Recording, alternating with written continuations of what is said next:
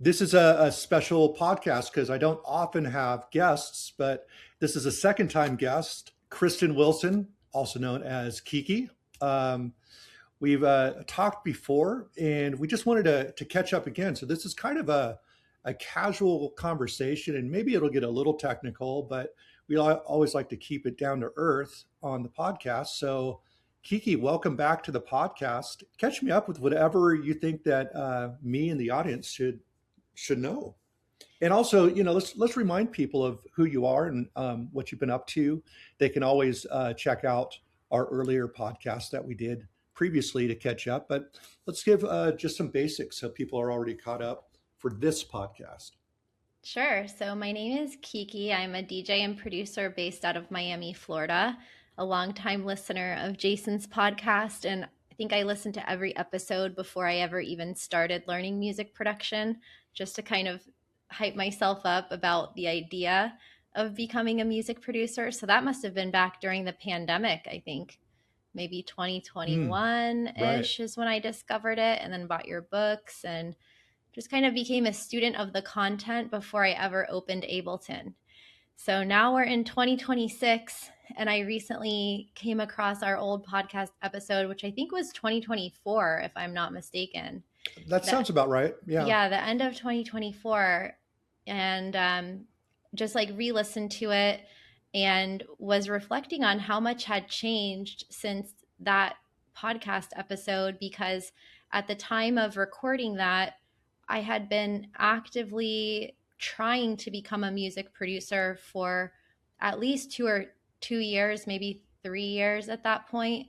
But it just didn't come very naturally to me. It didn't come really easy for me. And so I was struggling a lot and just kind of balancing all the different things that I was doing in life. So that on that podcast, we talked a lot about branding, content creation, Hmm. social media. So I do encourage all the listeners to check out that podcast as well if you missed it, because it wasn't so much about music production. It was more about, you know, creating your brand as an artist and putting yourself out there. And at the time, I had just started my second YouTube channel, which was about music. So we talked a lot about that. And then there were some things that you asked me during that podcast about production, and you were kind of like, well, why haven't you really committed to music production? And it seems like your business career is going well, your DJ career is going well, but why haven't you really created time for production? And it really made me think. And I think being on your podcast and being interviewed and sharing all of this with people just really gave me a lot to think about and realized that I had a choice to make if I was going to prioritize production or not. And so that was the end of 2024. And then in the first quarter of 2025, I started looking for labels for my first two tracks, which I had actually finished in 2024. Right. But then Yeah. I signed up for a full, like, I think it was like a 4 month music production class that was all in Spanish through this company called Grood Taste Academy, Grood, and they are out of Medellin, Colombia. And one of my friends had done their online course, and she said it was really helpful for her. So I signed up for that course, and I just started taking action, Jason. Like, I started looking for ways to release my first two tracks. I signed up for this course to keep me accountable and practicing every day and doing assignments and going to the classes. And then I also, through my YouTube channel, got in touch with a mixing and mastering engineer because I was playing some of his tracks on my channel. And then the labels that he was on reached out to me because I guess they get copyright notices whenever someone plays their music on YouTube. Oh, right. And Yeah. yeah, then somehow we connected on Instagram, and then I saw that he did mixing and mastering. So I hired him, and that just helped me escalate the volume of tracks that I finished in 2025. And I think I released, I don't even know exactly, but something like 5 or 6 tracks in That's 2025, and have a lot just kind of waiting to come out in 2026. My first release just came out in January a couple weeks ago, like maybe a week or so ago. And so it's just kind of been this yeah. huge flood of momentum that all came out of the reality check that I got on your podcast back in 2024. So I was, reached out and was thinking it would be cool to kind of continue the story where we left off, because you were saying before, let's check in a few months or a year and Yeah, see for how things sure. are going. So here we are. Well, it sounds to me like you're doing and have been doing all the right things and committing to the right things for this particular goal. And what I'd like to kind of get into, because you just mentioned it, is how important do you think an accountability coach or an accountability person in your life is to you moving beyond your normal standards, I think especially on it's something new like production when you haven't done it. Yeah, I think it's so important. I've had so many teachers, from DJ teachers and different types of mentors, that help me with my hybrid live DJ setup, which I think would have been very unlikely to be able to figure out how to do all of that on my own, and how to set up the cables, the routing. I was just still too new to DJing to know how to do it. So I've hired people throughout all phases of my career, Right. both on the music side and the business side, like business coaches and joining masterminds. So I think it's really important. And with music, it's tough because a lot of us invest a lot of time and energy and money into music without really getting a return on that investment for many, many years. Kind of depends what genre you're in, but I think For it's hard sure. across all genres, whether you're in a band or you're an electronic music producer or whatever, a EDM DJ. So in the music field, I have hired a lot of different coaches throughout different phases of learning music production. And it's two things. It's the act of investing money in yourself to learn a skill, and then it's also the accountability of, you have to show up to the next class or the next lesson having completed something, having done your homework. And if you don't, then it just looks bad, versus sitting on, not having any structure and just kind of haphazardly watching YouTube tutorials and producing whenever you quote unquote feel like you have time.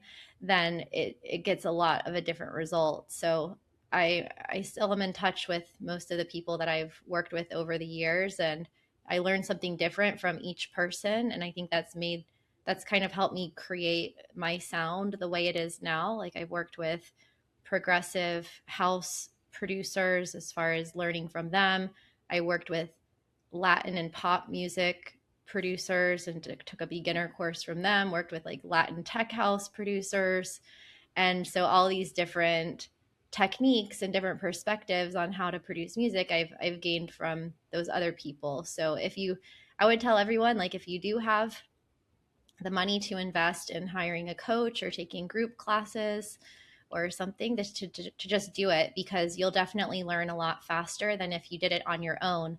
And I think that relationship between mentor and mentee was the traditional way of learning before we had the industrial school system. Like, if you wanted to be a welder in the medieval times, you wouldn't just try to weld something. You'd go learn from a welder or a glass Right. blower, and you'd work under them as an apprentice. And then once you gain the skills, you would go out and do that. So that's the way that I've liked to approach music production, and it's worked out. So it seems to me like your kind of philosophy is to figure out what you're good at. And instead of having to be knowledgeable in every aspect of the field, you figure out what part you're the best at, and then kind of hire around that for people to show you the things that you're not as technically inclined maybe, or show you what works and doesn't work, let's say on a dance floor, either as a DJ or as a producer, understanding that what you're producing at home is going to be listened to in a completely different environment, right? Yeah, I would say that, you know, I didn't know what I didn't know when I started. So I didn't even know the difference between the creative side of producing and the more technical side of sound design and things like that. So I've learned, at least at the beginning, I've been able to learn the creative part more. Mm-hmm. And I know that I can learn the more technical parts. Like, I know basic mixing and mastering. I've taken a few classes on that, but it doesn't come naturally to me either. So to be able to speed up the volume of songs that I finish and songs that I release. I focused more on the creative part and done just like basic mixing and then sending it to my mastering engineer. But I do know at some point I want to be able to do my own mixing and mastering, because that is part of your sound, and how the mix comes out is very specific to how your song sounds on the dance floor. So one of the elements is, I saw an interview with a DJ, I can't remember her name now, but she's a modular techno DJ, Okay. and she was talking about how, modular is, it can be very complex and it can be very intimidating at the beginning, but she just had an interest in it and she pursued that interest, and she's like, I don't think I'm so good at it. I just pursued that curiosity and interest and developed it over years, and now people think I'm good at it. It's kind of like that with me with music production. Like if I go back to 2022 with when I first started taking lessons, and my teacher opened up the simpler and I was like, what the heck is that, and he Yeah, started right. showing me around stuff, and it just was a grind. Like it just took me so long before it finally started clicking. And then the next hurdle is, mixing and mastering. And I just thought, okay, I'm going to approach that as well, but I don't want to wait another year to release my tracks because I haven't mastered that yet. So Right. just Yeah, yeah. having other people to help is really useful. There's a lot you can learn from other people from different angles, as long as you are understanding how to put sometimes differing opinions together to figure out which pieces work for you. But it's good to have a variety so that you have more to pull from, as long as you don't overwhelm yourself with information. I would Yeah. I would say that the one thing that I think is most important personally for people to get good at is the mixing aspect of things. For me, I have a little bit of a pushback on self mastering. Now there are ways to do it. There's really great tools to do it, and I guess it gives you full control of your sound. The pushback I have, I did used to do my own mastering because I couldn't afford a mastering engineer. And I actually, back in the early 2000s, I got good at mastering, and I was doing mastering for a lot of other artists. But what I found is that you get so focused on the parts of your song that you work the hardest on that you might not notice the easy things. Like, for example, I could think something sounds great because I was focusing on, and the last thing I focused on, let's say, was the bass or whatever. And it took someone else's ears to go, your snare is like 7 dB too loud. And until they said that, I didn't even recognize that element, because Yeah. that element I spent almost no time on in comparison to everything else, that I stopped focusing on that. So sometimes having a third party um, is really helpful, where they can send you back to the mixing stage and say, hey, fix that before we do the mastering. And sometimes if you're doing it all yourself, there's certain things that you might not catch yourself. And then when you go through the mastering phase, it could cause problems that you're not quite aware of. And another, having someone else's ears that is impartial to it, as long as they know what you're moving towards, can be helpful. If at the very least you get someone else's sonic opinion on what sounds great, and then you can at least have something to compare your own work with, and Yes. that way you can learn from that aspect, just like you would you bringing in a mixing engineer when you haven't quite owned in those skills. Yeah. So just a slightly different opinion from where you're at. But it seems to me that most successful people don't like to wait to know everything, because knowing everything can take a lifetime, you know? Oh, 100%.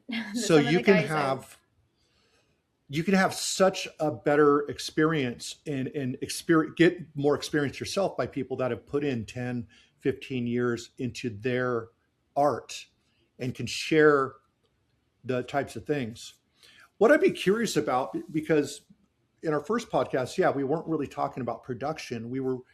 You were really, really amazing at helping people develop branding and learning the right way to invest in yourself, both with money and with time, and aligning yourself with people who can actually help you.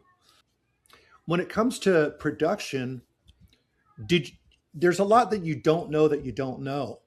So did you start on your own sort of thing, or did you immediately decide I'm going to get a coach first off to give me some guidelines of what works and what doesn't? Where were you at when you decided to reach out?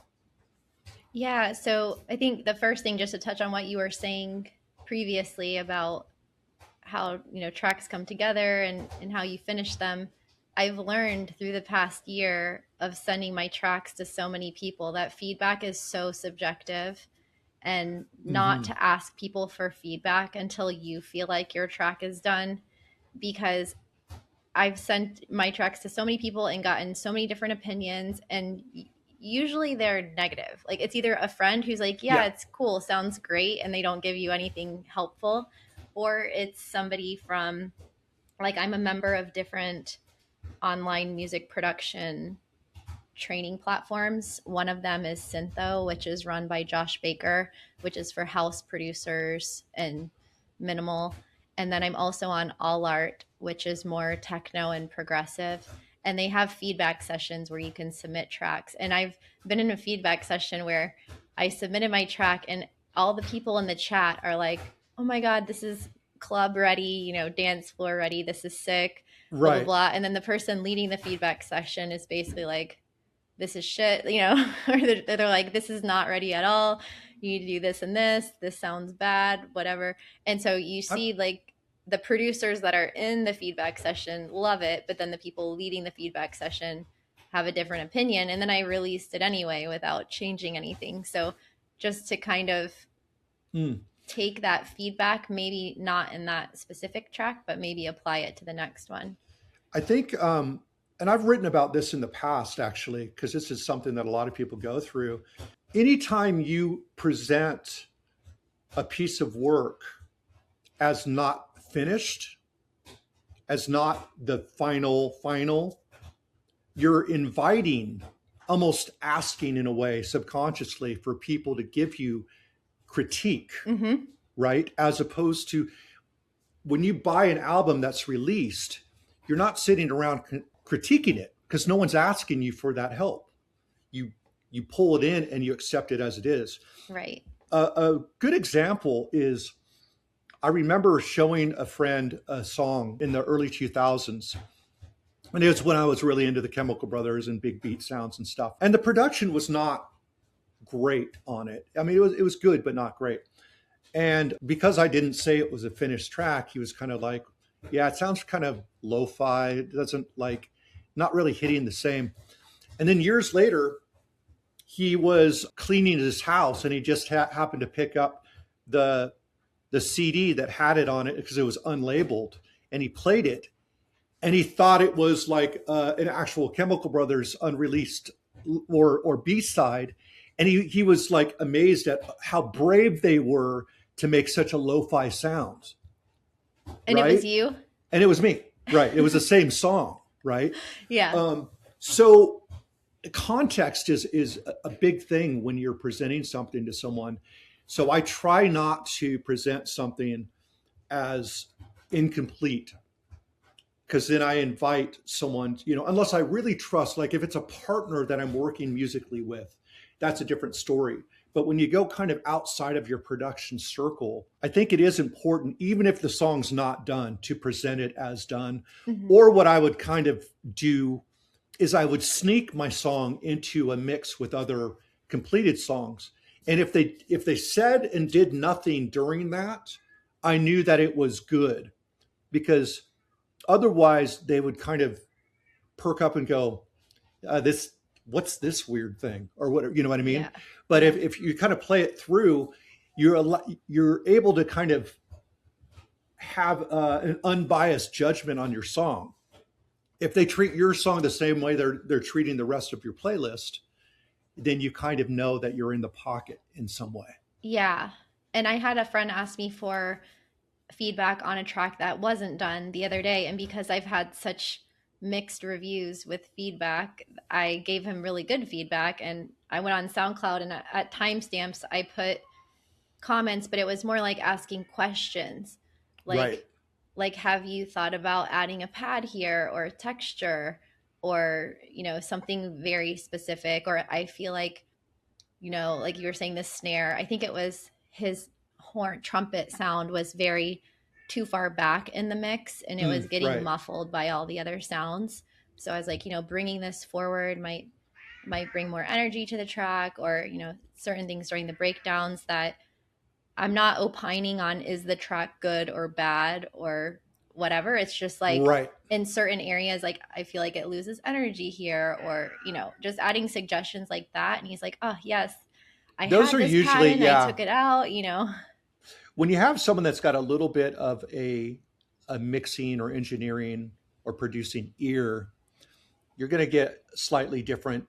You're always going to get kind of negative feedback because that's the way that us as producers listen most of the time. And if we're not careful, we need to ask in advance, do you want me to just sit and listen to this as and experience it as a listener, or do you want me to dissect what I'm hearing and give you that feedback? Sometimes you need Yeah. to ask for what it is that you want their Yes. experience to be.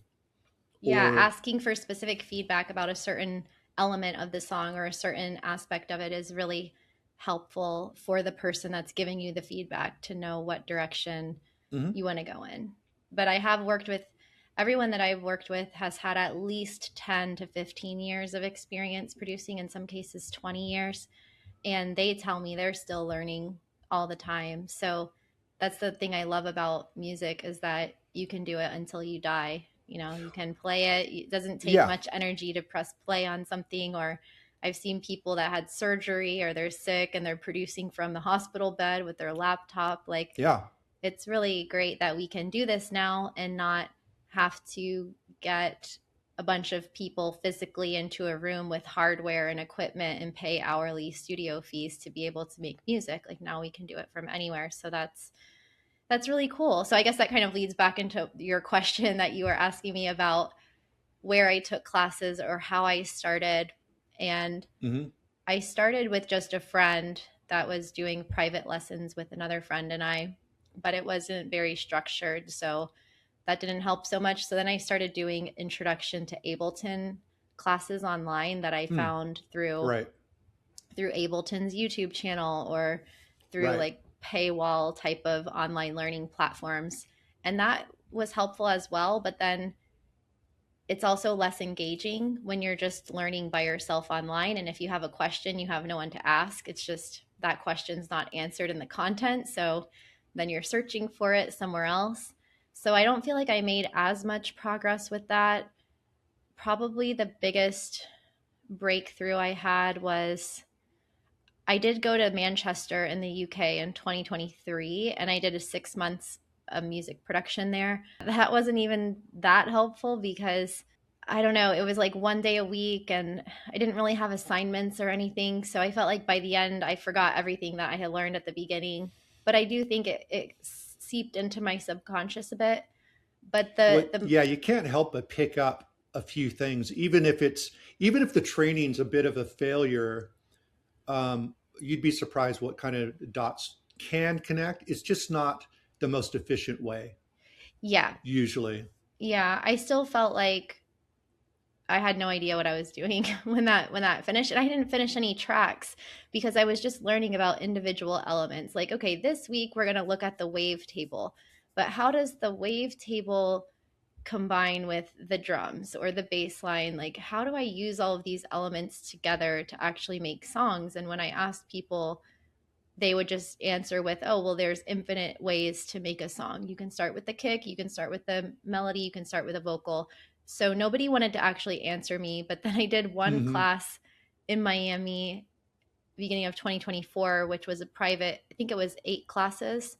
And the whole point of this course was to finish a song. So walking through the process of start to finish, just making a song, that was so helpful to me. And then I just repeated that structure for my second track. But then Yeah. I only learned one way of arrangement. I only learned one way of making a song. And so then when I started my third track, I kind of felt like I was just repeating what I already knew. And that's when I signed up for the Groove Taste Academy in Columbia, which was also about making a song from start to finish, but also with music theory and some other things. So that was really where I went, I think, to the next level, because it had been multiple years of kind of scratching my head. And then after I made a couple songs and then started seeing different ways of making a song from scratch and creating percussion and everything, it actually clicked. And then I Right. felt like I was off to the races. I was like, I actually know how to make a song now. Now it's not going to be using every element and every plugin and all of the things you can do with sound design, but at least I know the basics of how to finish a track, and I can repeat it and apply it to different ideas. And so, yeah, that was spring of 2025. And then, yeah, and then I signed up for eight tracks to get mixed and mastered with this mixing engineer. And I told him I'm going to send you one track per month. And then I just did that That's a good for the motivator as rest of the well, year. isn't it? Yeah, because Because I you got to paid up finish those. front. Yeah. Yeah. Like, I That's better send him something. And I still feel like I'm pretty slow at it. I mean, I'm fast at coming up with ideas. Like, I could probably come up with 30 ideas in one day if I just split up time yeah. blocks. But Hmm. then, making an idea or making a loop is so much different from finishing songs. And so I would just try to work on one song until it was done and then start the next one. And although I do see the value in working on like maybe two ideas at the same time. So if you get burnt out on one song, you can work on the other one. And then when you come back to the first one, you are like, ears readjust to it. Yeah, I can't deny that there could be an advantage to that. The way that I typically work, well, first off, I'm curious, like when you have a bunch of ideas, how do you choose which one that you're going to work on? Let's say that you like three or four of them. Do you pick the one you think is the best, or like for me, I just have to go in the moment. It's almost like a DJ picking what track he's going to play next, right? It's just you can't overthink it. You only got a few minutes to do it. And I think that for me, the faster I work, going through the process of finishing, I actually want to experience the frustrating and boredom part of this for me personally. And the reason is that when you go through a breakdown where you don't feel like finishing it, or you think that all of a sudden you're interested in a different style of music because you've been working on this one thing for so long, when you make it through that, it gives you so much more power to move through the next song and the next song, because you know where you got stuck last time and you know you can make it through. If you keep on giving yourself an out when things get hard, sometimes you're just moving to another project as a form of procrastination. So I think, although it's not wrong, like for example, most of my good ideas happen while I'm working on another song. So I will take note and go, okay, I'm going to take 15 minutes right now to get a basic melody, a basic drum thing happening, and then put it aside so I could come back to that idea and not lose it. But then I immediately kind of move myself back to this thing that, yeah, if you spend a little too much time on it, you might feel bored by it. But I think that that's also where you make breakthroughs, because you're pushing yourself when you don't feel like it. Your brain has to relent that you're not going to stop.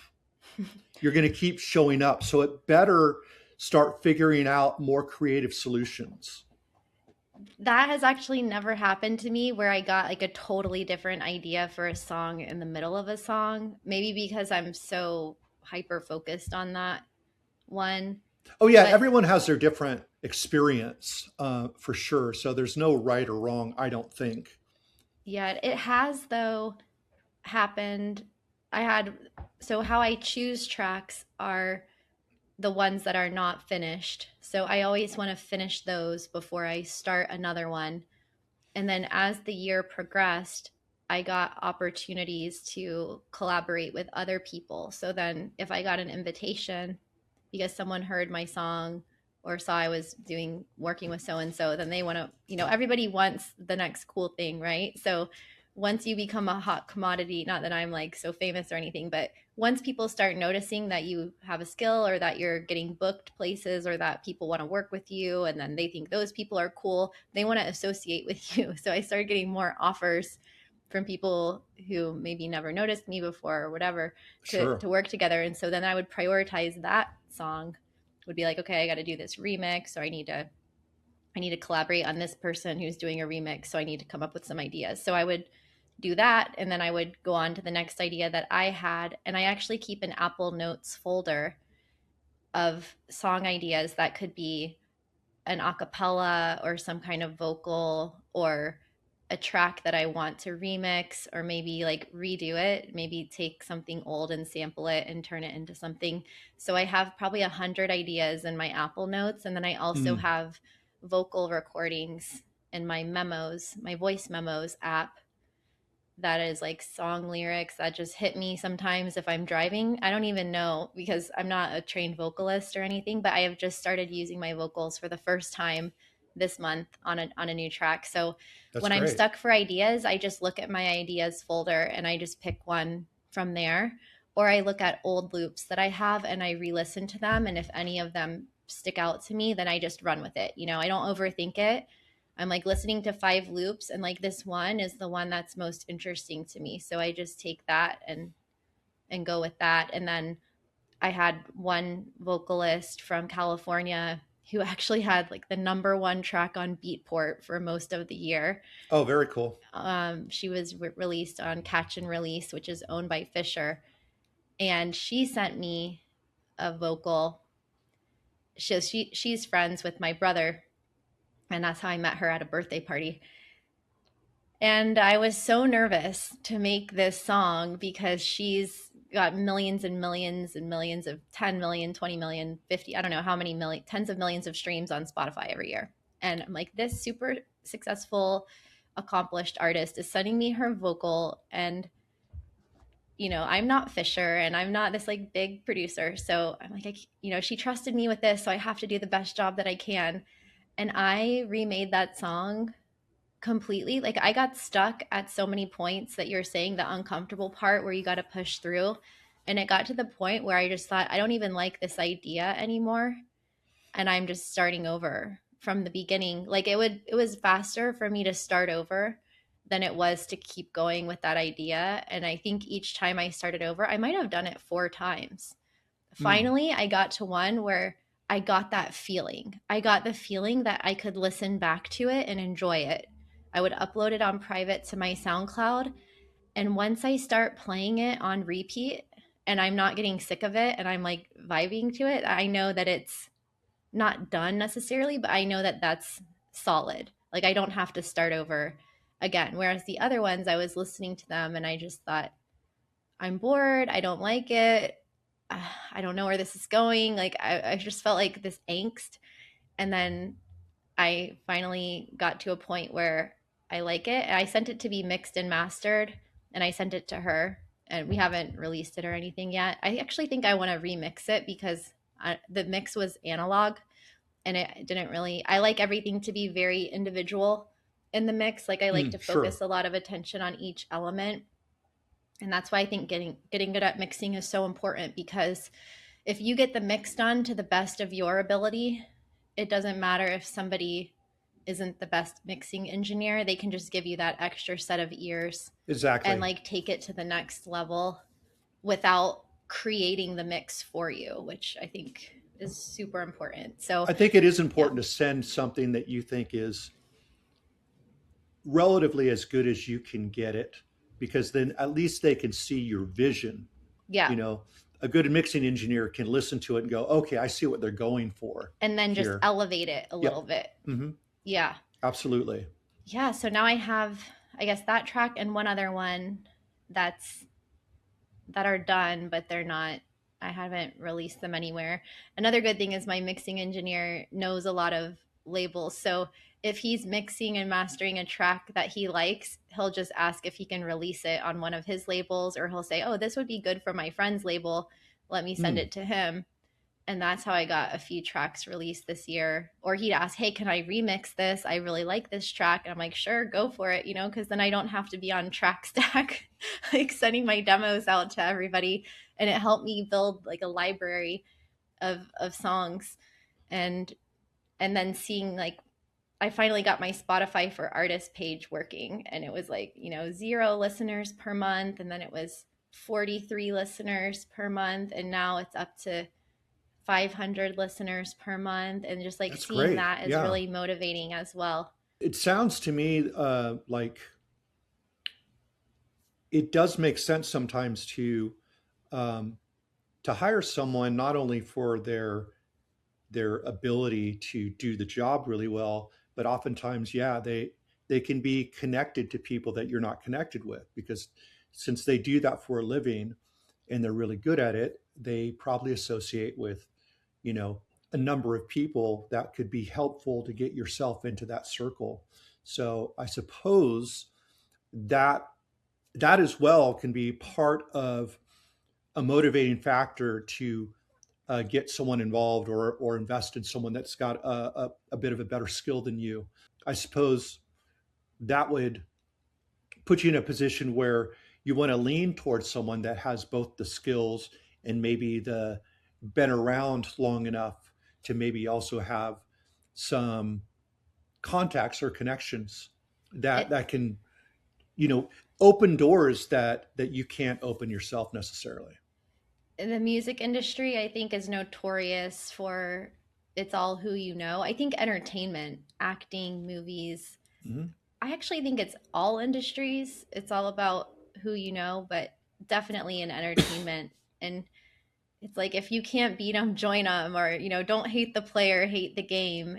And we've all seen so many people that quote unquote weren't deserving of certain things that they got, like opportunities or labels or Mm-hmm. gigs, and that's going to happen all the time. So if you can help yourself by networking and connecting with people who have other connections, then it's fair play. You can do everything all by yourself and just be like hidden from the world and isolated and try to make it on your own and be so good that they can't ignore you. But it's also faster and easier if you just work with other people. And that's what humans are made for. We're made to work in communities, we're made to help each other. And so that is going to help you get more opportunities faster. Like pretty much all of the labels I released on this year were because I put myself out there on social media, and Mm-hmm. then labels and actually mastering and mixing engineers and companies like Audio 3K Mastering started following me.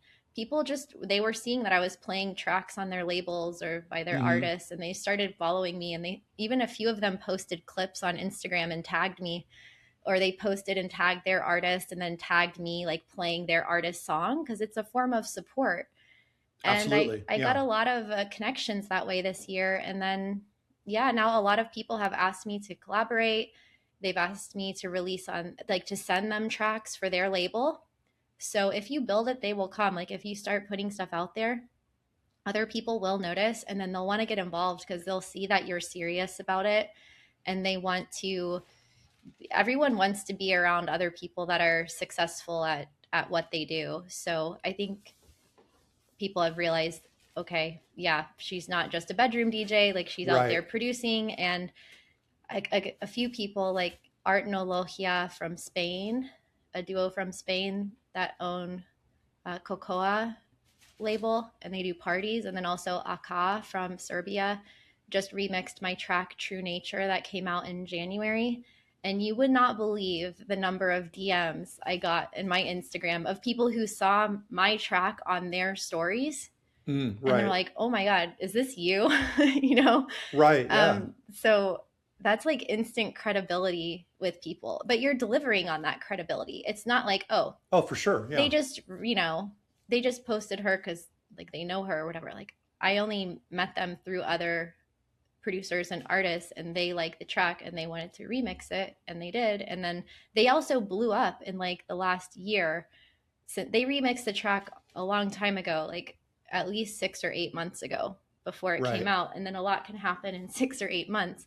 And For then sure. now that, yeah, that brings more. And now I have a list of people. Like I think for the whole year, I have a list in order of like who's asked me to collaborate next on on a new idea or to remix one of their tracks. And I already have like 12 to 15 people that I want to work with this year. And so that is motivating as well, because I really, if I'm making one song per month, I won't be able to work with everybody and release my own tracks. So it's like now I want to make two songs per month and try to work with more Right. people. Whereas I know some people finish a song, they'll finish a track in a day. I'm not there yet, but yeah, so it's like a snowball effect.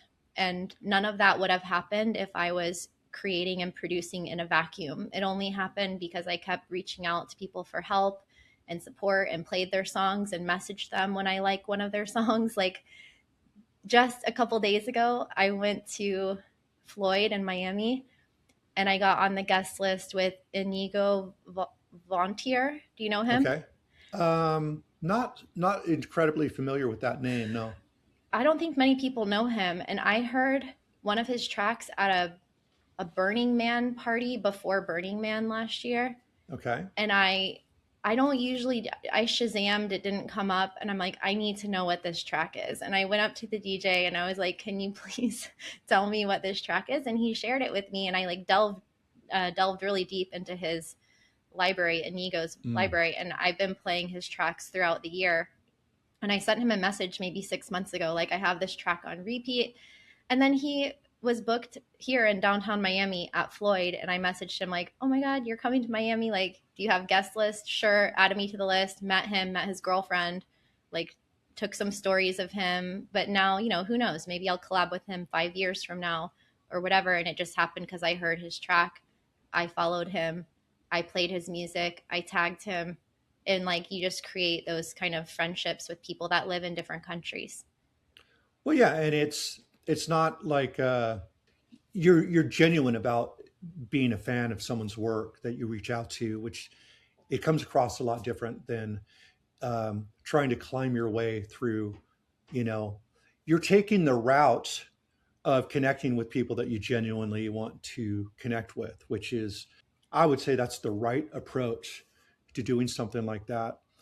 Do you think that a lot of this snowballing effect has kicked off from your social media presence, or has this inspired your social media presence by doing this in the background first? My Instagram is still quite small. Like I haven't actually implemented a strategy to grow my Instagram.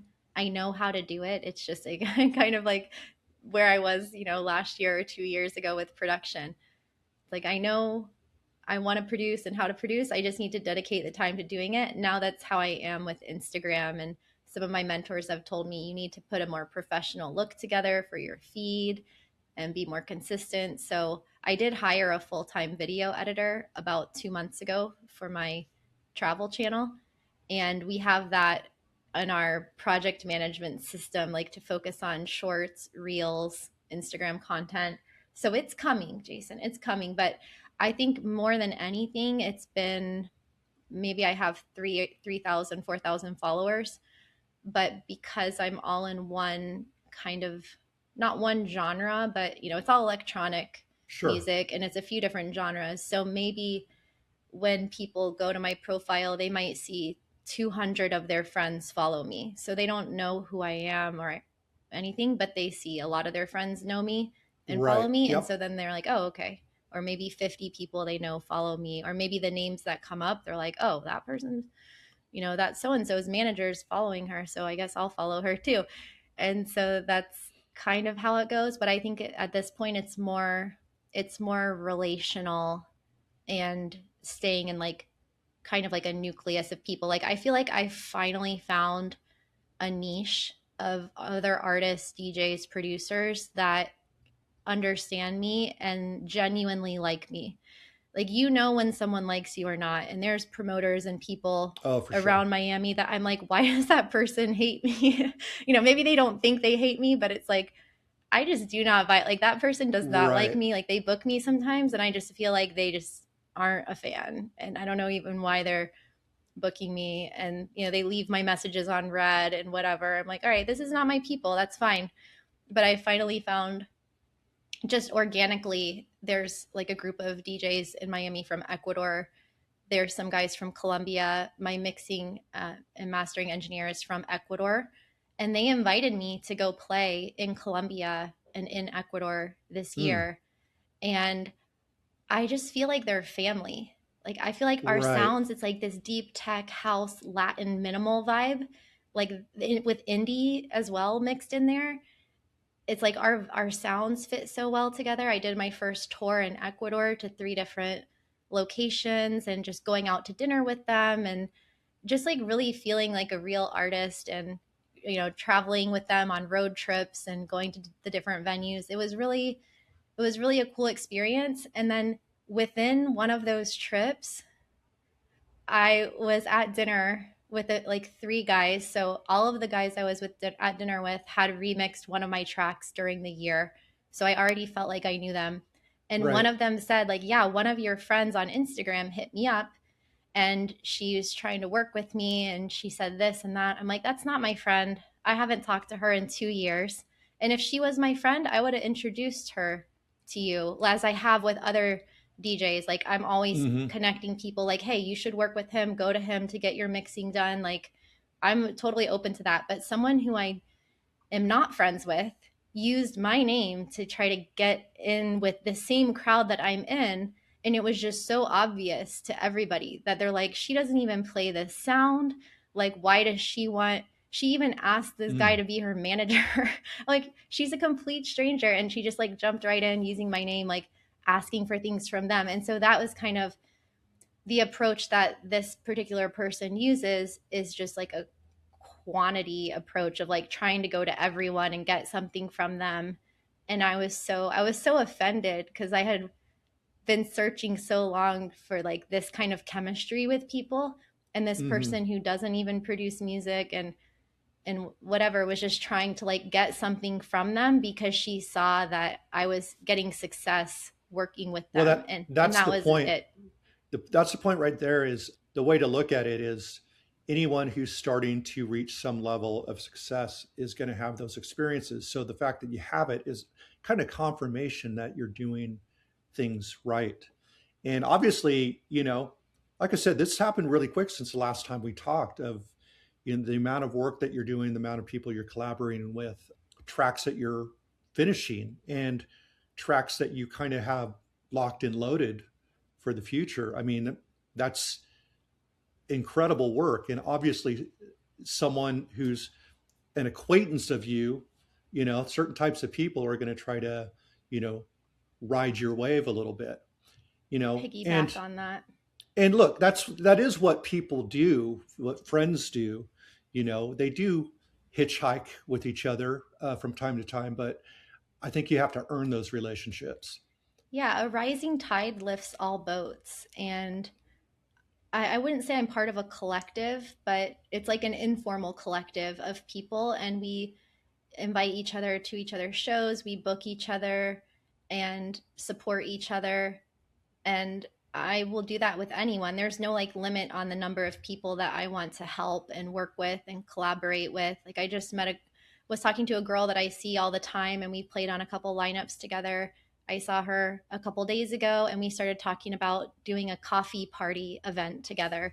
Like there's so much that you can just do. You can just have an idea. Let's get some friends together, go to the beach and play a DJ set and film it for YouTube, or like let's do a pop up on the sidewalk, or let's do an event at this place. And you just got to be like real about it, and it's going to be really obvious the people that are piggybacking, that have never talked to you, have never come to your shows, have never like commented something nice on your Instagram. Like they're just like lurking, Yeah, right. and those are people that I don't think, I'm not going to go out of my way to help them if they're not my Yeah, friends, or they haven't made any effort to be my friend, support me in any kind of way. It's just going to happen naturally. Like there's just some people that are going to be drawn to you, and others no.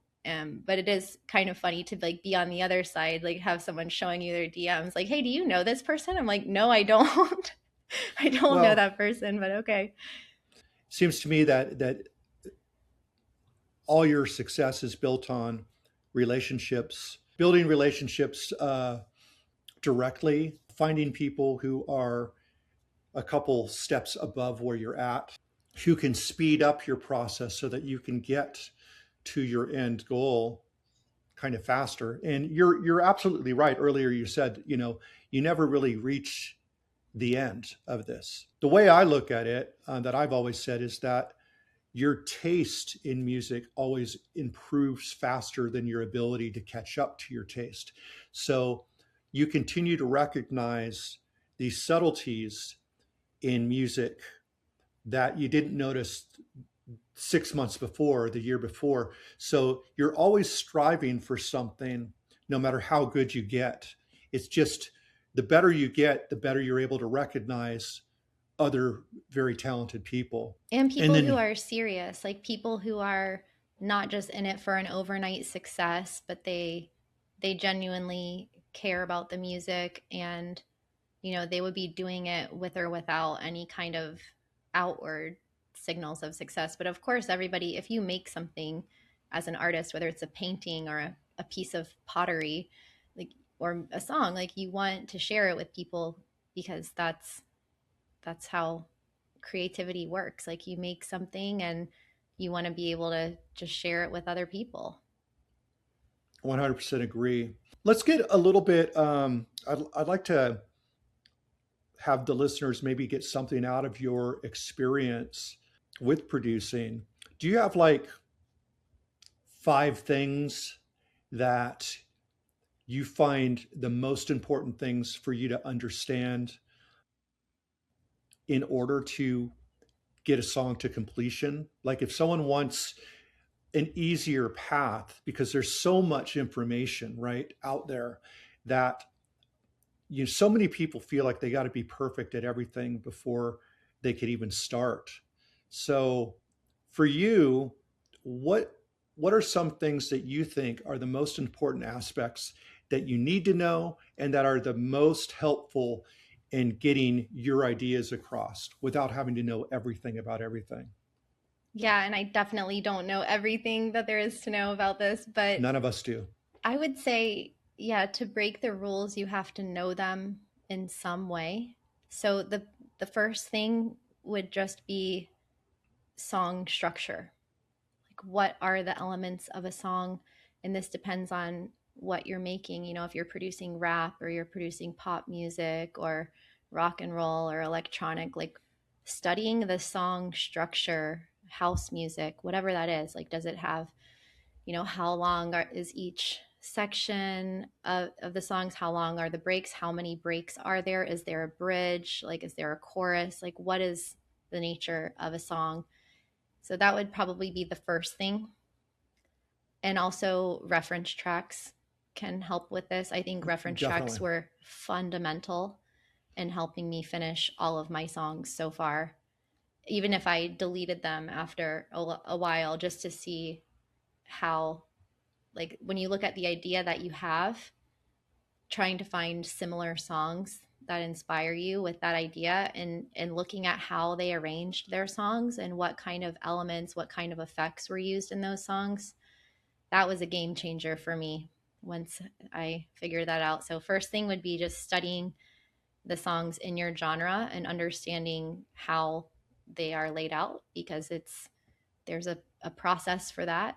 Like, unless maybe you're making ambient music of some kind, that doesn't really, I don't know, I haven't studied that, but you might know more about that. It's like more nebulous, that doesn't have like a Brian Eno kind of thing. Maybe there's probably It's still still, structure to that yeah, too. it's still a journey. Yeah. And that's the thing, is that no matter what kind of thing, what we're actually crafting is emotions, Mm-hmm. right?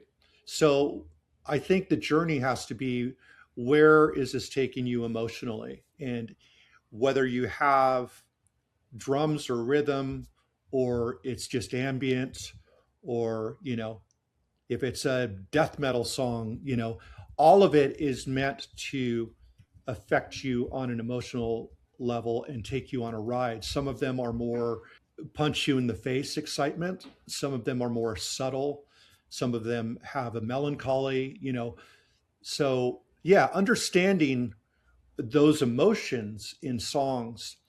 And also, so there's the emotional aspect, and then for me it's usually how does this song keep my interest for 6 minutes? Or sometimes my mind is blown, like some orbital tracks or underworld tracks that can go for like 16 minutes and keep my interest. And they don't do a million things. They find a million ways to represent this one idea for the most part from so many angles that it keeps your attention. I always find that fascinating. Yes, I would say, let's see, if we go through five, that would be one of them. So not necessarily in this order, but because this would probably more towards the end, but using effects is huge. Whether you use samples from Splice or you make your own, like your own risers and white noise and Sure. whatever that is, like that's going to keep songs, and that's not the only thing, but that helps to keep songs interesting and it helps to add that texture. I don't think any song can be finished without any kind of effects. I don't know, maybe there's some Right. examples out there, Im- but imp- I think we're talking about like impact sounds and yes, also kind of transitions, transitional sounds that kind impact of sounds, rise and transitional fall, sounds. keeps your song from sounding cut and paste. Yeah, Foley as well. Hmm. Any kinds of other types of. I love that anything can be in a track. Like I put bird sounds in my first Absolutely. track during the break. I recorded with my.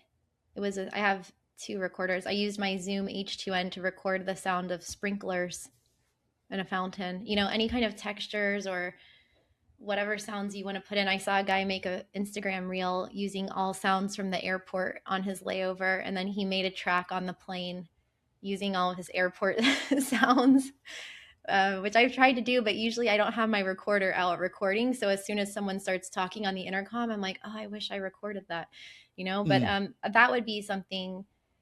The ability to be able to listen to a track and wait until your subconscious mind tells you, hey, something should be happening here. There should be a change here. There should be another sound here. There should be more tension here. That is really going to help you finish tracks for sure. And So, do you that, take notes as you go so that you remember those parts? yeah. Like something here, something there. One thing Like, I copied go of my ahead. friend, I might just listen to it. I don't look at the track when I'm listening. So I'll turn my computer screen off or close the screen so I can't see it. And I'll just listen and I'll just write down like what I hear.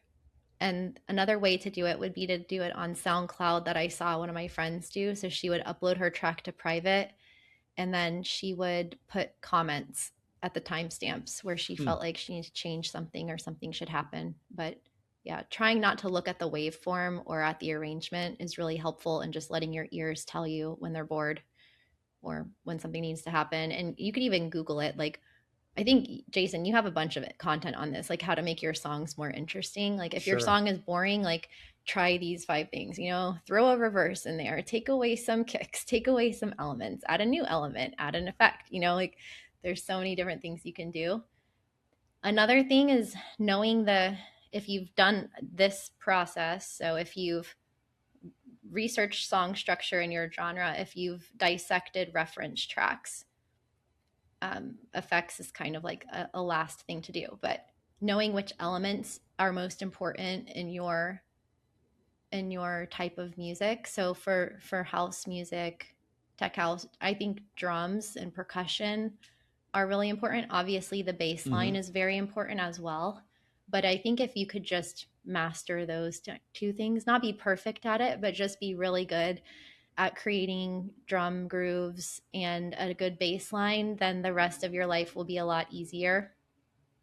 And I even have a book. I think it's like a book of 101 drum patterns, 101 bass lines, something like that, that you Oh, can cool. use as like a crutch at first. Because I'm not. So, yeah, I think it's completely fine actually to go back and sometimes they make these books for beginners, but I think it's important to remind ourselves to have a beginner's mind because as we think we're advancing, we kind of forget some of the basics that actually are powerful foundational ideas.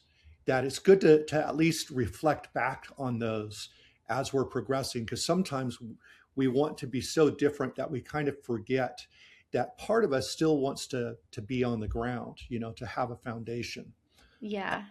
So yeah, having those sorts of things are certainly good. Another thing I was going to ask you is that's within this kind of top five is how do you organize your sounds so that they're available to you when you need them? Or is that something that's still a challenge for you?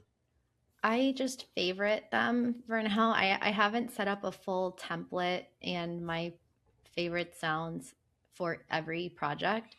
But if you just hit, I think it's one on Ableton, the shortcut, it will Mm, favorite things for you. I've just started saving my own top loops, like creating my own top loops that I can just use in all of my tracks, or maybe like have a selection of them that sound right. similar, that is very nuanced, but that maybe can help with It just fills in creating that my sound. space and frequency. Yeah. And also, it kind of gives an unconscious, like, this element is a Kiki element Hmm. sort of thing, because you're kind of repeating and repurposing these these things that you've built yourself. Yeah. And I do like Latin sounds. Like I don't know, I'm kind of obsessed with percussion sounds and like congas and bongos and Hmm. cowbells and timbales and all of the different wood sounds. Like I love all of that. So I kind of tend to go back to those, but I haven't created a certain set of sounds that I use for every track, which I know is helpful. I'm Yeah. still kind of So figuring things out. Like I just started a house track a couple months ago that then I went on to a different track. I came back to it because I hadn't tried to make like a straight house track, like classic house sounding track. So now I'm trying that. So maybe using some different sounds. But as long as you kind of know your process for drums and just have those elements there, you don't need to reinvent the wheel so much. It's just like basic. Okay, let's have, kick, clap, hat, some percussion, a bass line, a couple of top loops, and like you're good to go. And then whatever the hook yeah, is or the idea of your sound. So just following that process that you have for production every time. If you really love bass lines, maybe you start with your bass line and then you add the drums there, or maybe you start with the drums. And the last song I did that's unreleased, I started with the vocal. And that was harder for me actually, starting with the vocal. I would have rather made like 10 ideas and then see if the vocal fit any of those, probably, because that's what I right. would do normally. I would like make the idea and then go to Splice and look for the vocal. So I kind of reversed it in that way. And then Yeah. the, So now you've got this vocal, which basically which is kind of saying you're starting with a melody, and now you've got to build the chord structure, the rhythm, the thing around the vocal, which it is kind of the opposite of how a lot of people. So I mean, you could actually get like a vocal line in your head or something, and if you have the ability, like me, I'm lucky enough to have an ability to play a vocal in my head and actually start experimenting with basic chord structures in my head. And it's weird because I'll hit wrong notes in my head and go, nope, that's not going to work. Oh, that's the one. And there's a certain thing that just clicks inside my brain. So then when it clicks, I can go down and kind of figure it out. Other times, I'll just put it in and figure out which notes align with, the key of what the vocal is, and then start experimenting. yeah, at least in that case, you have a key to start out with. That's kind of, I would say, the fifth element that I would say is really important in finishing tracks is, I guess this is optional, but someone recently taught me, I don't even know the word in English. It was in Spanish. He calls it afinación. Like afinar is to refine, which is Okay. just adjusting every element so that it's in the same key. So that like your hats are in the same key. Because obviously your melody will be, or your chords will be in the right key.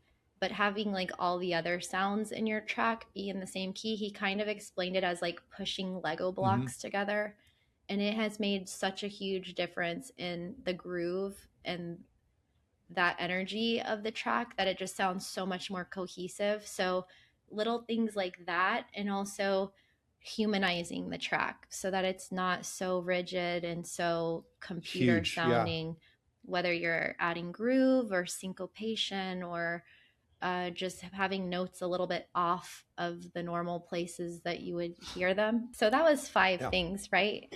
That we Yeah, talked about. that's definitely five things. I think we went through a lot, and we kind of nuanced a lot of the things. We went through kind of ways to approach, like five things to focus on so that you don't go too far. So we kind of got understanding structure. We've got Using a reference track. using reference tracks for sure. Knowing your genre and the sounds that are most important Mm-hmm. to use, and being able to organize those so that you have a way to find them. FX. Effects, yeah, yeah, transition sounds and different like foley sounds, impact sounds, and transitional sounds that can make the song sound like it's going. The way I look at it with that is it's kind of what the lead guitar used to do in songs. You'd have a song that repeated a lot, and the lead guitar kind of gave you a melodic journey, so it made everything seem like it had movement, even though a lot of the parts were playing the same. I think in electronic music, you know, that's what these transitions and little additional sounds will do. Is it sounds like there's different interests that's happening throughout the song that's Mm-hmm. keeping your brain excited. Yeah, and then how to, yeah, humanize things, whether you're actually using your own vocals or a friend or using someone else's or your own piano composition, or not having everything completely quantized, but adding groove and adding things that are unexpected. I heard a guy the other day say that wherever you think the drop is going to come, just extend it for like another bar to kind of like switch things up in the Mm-hmm. arrangement. And there's so many things you can do. So having something like that so it doesn't sound like AI made it basically is also Oh, my for sure. my Yeah. last tip there. I think lastly is just kind of share once again how people can find you and follow your journey. And, if people are connected to your music, ways that they can reach out to you as well and see what you're up to. Yeah, so exciting. So I can officially say that people can follow me now on all of the streaming platforms, on Apple Music, on Spotify, on Amazon Music, on Beatport as well. You can find my tracks to download, and my name is spelled KIQI. So Kiki with a Q. And you can also find me at Kiki Music on Instagram or Kiki DJ on YouTube, where I do a video every week, either a DJ set or a production video, tips, tutorials, hybrid set content, going over my hybrid setups and all my gear. So, and this interview could be there as well. So feel free to follow along and send me a DM. After the last interview, I got a lot of DMs from your listeners, Jason, telling me that they really enjoyed the episode. So send me an Instagram message, guys, and let me know any questions. Well, as always, it's great to have you. Once again, I don't often do interviews on the podcast unless I find someone that, you know, I find has some really interesting information that a lot of people don't talk about. So hopefully the audience got a lot out of this. And please reach out to Kiki if you've got any questions or you just want to follow what she's doing, because she's doing really great work. And I think that with the momentum that she's built, you're going to be hearing a lot of tracks from her. Do you have something that you expect to come out that people should be listening to if they are listening to this broadcast around the time that we release it? Is there something coming out or that has just been released? Yes, my latest release is True Nature, which came out on Parallel, and that came out in January, so that's the newest one. I also have a remix coming out on Ole Records, Ole Grooves, in February. I should have a track called Vamos a Bailar coming out with Aliens on Mushrooms, which is Ghetto Blaster's label. And hopefully that comes out also February or March. And then some more surprises. I don't know if I can announce yet, but yeah, lots to come. Perfect. Well, pay attention, people. Thanks again for being on the podcast, and I'll be reaching out to you to see how you're doing in 6 months from now. All right. Got to keep everyone accountable. Thanks, Jason. Thanks, everyone. Bye.